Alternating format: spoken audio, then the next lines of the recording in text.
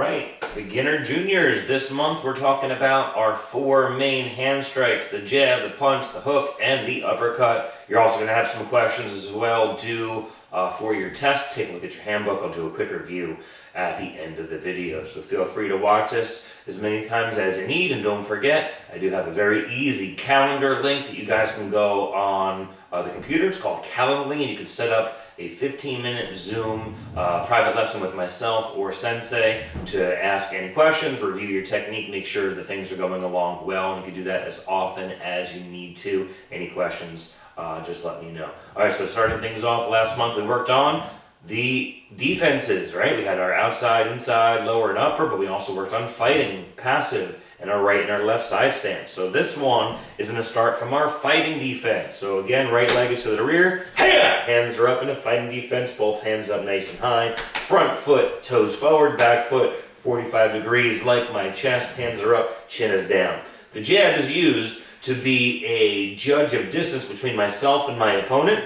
It allows me to set other techniques up as well. So one, as I mentioned, it judges distance. So if I could jab and I could reach the person's face, that means I could definitely reach them with a kick, or I could definitely reach them with a takedown. So it helps to judge distance. Also, it distracts my partner's vision. So as that hand comes right towards their face, it allows me to set up more powerful hits like a punch or a kick or a takedown. So it's an excellent tool that every martial arts artist needs. It is called a jab. We also will call it a number 1. All right, so for my fighting defense, focusing on speed for this, with my hands going out and recoiling back to my face, breaking that down a little slower. I need my front hand, in this case my left hand, is going to go out towards you, and the palm will turn down to the floor, focusing on the pointer and the middle finger knuckles, striking, not the front here that you knock on a door with, but right here, proper striking surface are these 2 knuckles. I need my heel to slightly turn forward, so I put the weight in the ball of my foot. I do a slight pivot of my heel that allows my hip and my shoulder to turn, creating a little bit more power as well. So I go out nice and slow, the heel pivots, and as my heel returns, at the same moment, the hand goes straight back to my face. You don't want to see it drop down at all. It has to go in a straight line. So imagine there's a rubber band attached to your face. It goes out, it's stretching, and it snaps right back. Also, make sure this other hand, this is my right arm right now, stays glued to my face right up at the height of my nose, right by my ear. This keeps me protected from strikes that may come in. So I want to make sure that when you jab, you're not dropping this hand down to your chest or letting it dangle on the floor or dip it all. It stays locked in one spot. So go out and back. Again, we need that pivot on the hip and shoulder. That's where all of our power comes from, by turning our hips and shoulders. So if it's just your arm moving, there's really no strength in that at all. You have to activate your hip and your shoulder as well. All right, so from a side view right now, again, from my fighting defense, hands up, the hand will pivot out, the heel will pivot out, the hand will go straight out in front of my target and snap back. So it goes out and back, a couple times quick. I want to exhale each time out of the mouth, jab, jab, okay? Now you can practice this also moving forward. You don't have to just stand still. So if you'd like to, what you could do is practice going forward and backwards. It's a little more coordination, but it'll help challenge you a little bit more. So the way I do this, if I'm moving forward, I'm going to go with my jab and step out with my heel. Then my back leg here is going to step up. All right? So from this position here, I jab, my foot takes a small step forward, and then when my toes pivot back, my back leg steps up. All right? So from this position, jab and step, and jab and step. All right, if I go backwards, the same thing, but in reverse. My back leg takes a slight step off on an angle. My front heel will still pivot as I jab, and then my front foot will return to my stance. So I step back and jab, reset, jab and reset, jab and reset. Okay, so that's going to be the number 1, or the jab. Again, you can practice it moving in a circle, you can practice it moving forward, you can practice it moving backwards, you can practice it at different levels. If you want to work the legs, you can jab up high, squat and jab low. Make sure you never, when going to the body, you lean, you always drop your level by bending the knees and jab. So that's the number 1. Next up is the number 2, or the cross, also known as a reverse punch, okay? So the straight right hand reverse punch or cross comes from my rear arm. That means it has more hip and shoulder movement, which means what? it means that it's going to be stronger and more powerful. And you want to make sure, again, we go from a straight line from our jaw to the target. I don't want to go up or down. I definitely don't want my arm to go behind me. Like, think how silly it would be to go towards a door, right? And before you go forward through the door, you take a step backwards and then you walk through the door. Doesn't really make any sense. Same with the punch. If I bring my hand back, people think this makes you stronger. It doesn't. It actually shows your opponent that your strike's coming. It slows you down. It makes it much weaker, and it's just horrible technique. So I want to go from my jaw straight to my target. So now, the pivot, if you see my back foot, hopefully, I'm going to get onto the ball of my foot, lift my heel, turn my knee, turn my hip, turn my shoulder, and I really want to try to focus like I'm trying to reach something across the room as far as I can without leaning. I want to have my head over my hips. And then I'm going to pull that hand back as my foot drops as well. Now in this case, my front hand, the jabbing hand, stays locked to the face. So I pivot, same thing, palm down, same two knuckles, the pointer and the middle finger knuckle want to strike, and right back to my face. I don't want to strike, same thing, and drop or loop it down. I don't want it to pull back. I don't want my other hand to drop at all. I want it locked to my face. So it's my hip and shoulder rotation and back. Kind of drop some of the weight on my front thigh a little bit. So I don't want to just be like this, standing tall. So you do kind of lunge down in that front knee a little bit, let it support some of your weight, and push off the back foot, make sure it's connected to the ground, rotate and twist. I do that from a different angle as well. So I rotate and punch, weights dropping on that front leg, head over hip, not leaning. So I rotate and punch here. Okay, facing towards you guys. And from one more view. Okay, and that's the cross, same thing like the jab. If you want to practice it moving forward, the way you do this is you go front leg steps and lunge slightly, rotate, punch, then step up, okay? So it'd be like this, punch and step, and we punch, okay? Backwards, same idea as before with the jab. Again, you don't have to do it. Just another challenge for you to take on if you'd like to try it. And of course, we then would talk at this point normally about what a combination is. A combination is something that involves 2 or more strikes in a row. So that means if I do a jab or a punch by itself, not a combination. But if I do a jab and a punch, or a jab, punch, and a kick, that's what's called a combination. So since you've already learned the jab and the punch, you can put these together, and this is your jab cross combination, or also known as the 1-2, giving them a good old 1-2. So what that looks like is the jab, pivot, followed by the punch, okay? So jab cross or jab punch. Same thing, jab, punch. If this is for the test, you would exhale on the jab, key out on the punch. Hiya! Hiya! Alright, jab, punch, alright? Next up would be your number 3. Now a number 3 is called your hook, okay? And you guys know what a Captain Hook is like. He's got that little hook at the end of his hand. Same kind of an idea. The hand will be at my jaw on either side. And what happens is now my body will pivot to my left or to my right. All I'm doing is lifting up the back ball of the foot when I turn left, and my front heel lifts up when I turn to my right.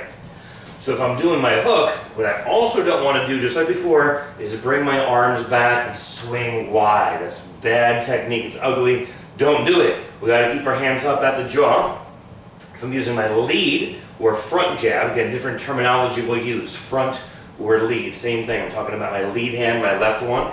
I'm going to turn my hip and my shoulder. My elbow lifts slightly. Now here, the fist is going to turn thumb side up. So you see the back of my hand and my knuckles are aiming this way. And I want to go right across the height of my own jaw, like I'm trying to hit someone right by the earlobe where the jaw is right here, okay? So I go from here, rotate across, I got the hook, turn my hip and my shoulder, same on the back side. Now which one's going to be stronger, do you think? The back leg, because it has more hip and shoulder movement, okay? So I turn my hip and my shoulder, same thing. Again, I don't drop it and swing it. I go from my jaw, I'm turning. All the power should come from the rotation of my hips and my shoulder and my pivot. At the last second, my elbow kind of just lifts and cuts across the face, okay? So most of the power is coming from my body, not my arm, all right? My body hits you, but my hand is what's making the contact and delivering that power. So lead hook, rear hook. Lead hook, rear hook. And make sure you add your exhales here. Okay? Again, you could also drop your level and practice those hooks going to the body from some different angles as well. Lead hook, rear hook. Lead hook, rear hook.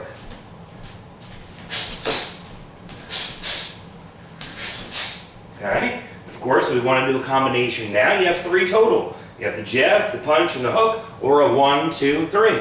And you can do these in any order that you want. So I can go 1, 2, 3, 2, 3, 2, right? 3, 2, 3, which was a hook, punch, hook.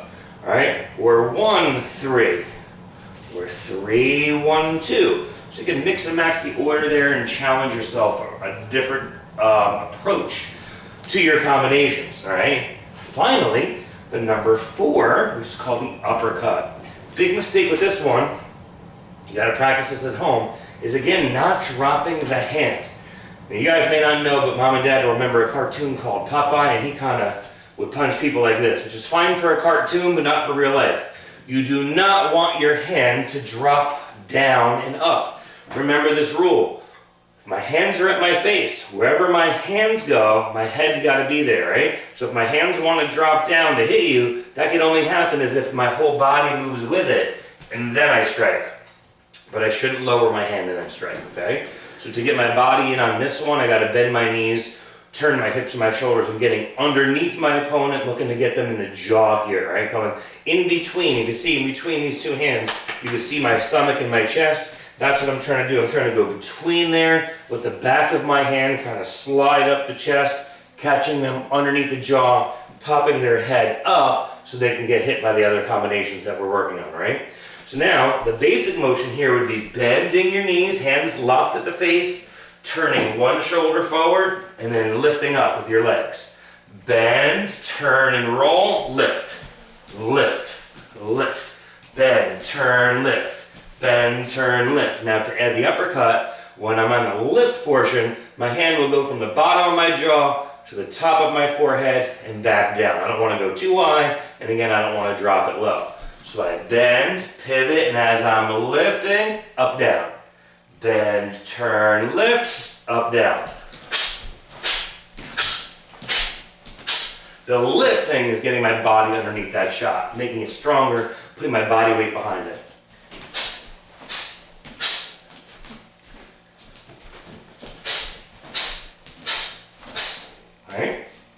So there are your 4 strikes: jab, punch, hook, uppercut. So I can do a combination right in a row. Jab, punch, hook, uppercut. That's a 1, 2, 3, 4. Left, right, left, right. 1, 2, 3, 4. Nice and relaxed. You can kind of do what we call shadow boxing. Imagine an invisible person that's in front of you right now, and you're just moving around in your fighting stance. Get a little bounce, get a little sweat going. Great workout as well at home, even if you have no pads to hit. All right?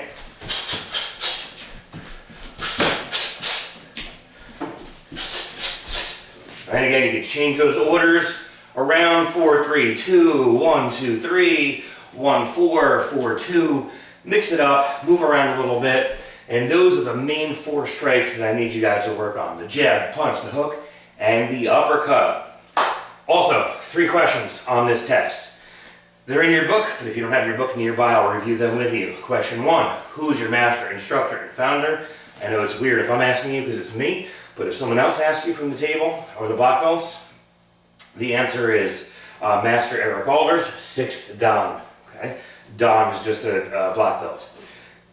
Second question, what is the most important priority in class? The answer, safety. Try to make sure that we keep everyone safe, just like we're all home right now. Trying to keep everyone safe is most important. And number 3, what style of martial arts do you study? So not all martial arts are the same, all right? Our system is called Yugo-Ryu, which in English means fusion system. And a fusion is when you take a few different things and you combine them into one. So we've actually taken multiple styles of martial arts: striking, takedowns, grappling, kicks, punches, elbows, knees, wrist locks, knife defenses, pressure points, weapons use, you name it. And we've created a system, after years of me training since I'm 8 years old till now, I've taken a lot of what I've learned to create this system. So those are your answers. Master Eric Alders is the founder. Safety is the most important priority. And Yugaru Fusion System is the answer to the 3 questions. This would be for someone's Strike 2 or Strike 4 if you're a white belt, and that would mean it's a graduation month. So being that we're probably shut down at least till the end of April, we would probably have to do another scheduling of private tests on Zoom, and I'll keep a list as well and make sure that we get everyone written down so that you get the belts that are due to you, all right? Again, if you have any questions, schedule an appointment. Happy to work with you guys. Miss you all. Can't wait to get back on the mats with you. Stay safe and see you all soon, all right?